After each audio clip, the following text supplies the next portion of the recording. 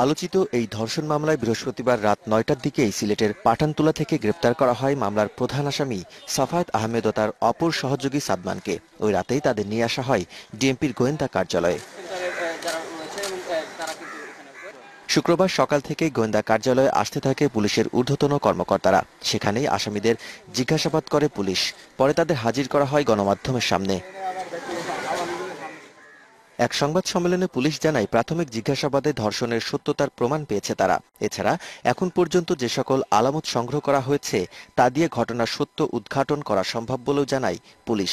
Commissioner মহোদয় একটি বিবৃতি দিয়েছেন, সেখানে তিনি বলেছেন যে ঘটনার সত্যতা পাওয়া গিয়েছে। আমরাও আসামিদের প্রাথমিক জিজ্ঞাসাবাদে যে জিনিসটা পেয়েছি, ঘটনা প্রাথমিকভাবে সত্য বলে প্রতীয়মান হয়েছে।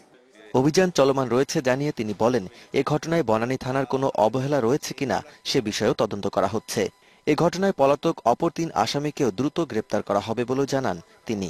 বনানী থানার কার্যক্রম নিয়ে যে বিভ্রান্তি সৃষ্টি হয়েছে, কনফিউশন সৃষ্টি হয়েছে, সেটাও কমিশনার মহোদয় গুরুত্ব সহকারে গ্রহণ করেছেন এবং এই বিভ্রান্তি নিরসনে এবং এর পিছনে কারো দায় দায়িত্ব আছে কিনা, কর্তব্য কর্মে অবহেলা আছে কিনা সেটা নিরসনে অনুসন্ধান করে একটি প্রতিবেদন উপস্থাপনের জন্য ৩ সদস্য একটি কমিটি করেছেন।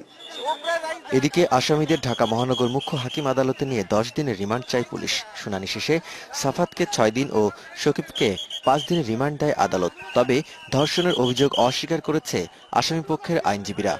১ নম্বর আসামি তাকে ৬ দিনের রিমান্ড দিয়েছে, মঞ্জুর করেছে, এবং আরেকজন যে আসামি তার ৫ দিনের রিমান্ড মঞ্জুর করেছে। আমরা বলেছি যে এই মামলার সুষ্ঠু তদন্তের স্বার্থে রিমান্ড মঞ্জুর করা হোক, কারণ এই ঘটনার সাথে আরও কারা কারা জড়িত আছে সেটাও উদ্ঘাটন প্রয়োজন আছে।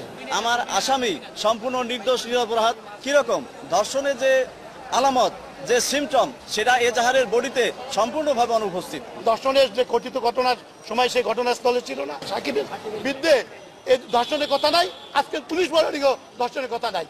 ঠিক আছে, ১ এবং ২ নম্বর আসামি।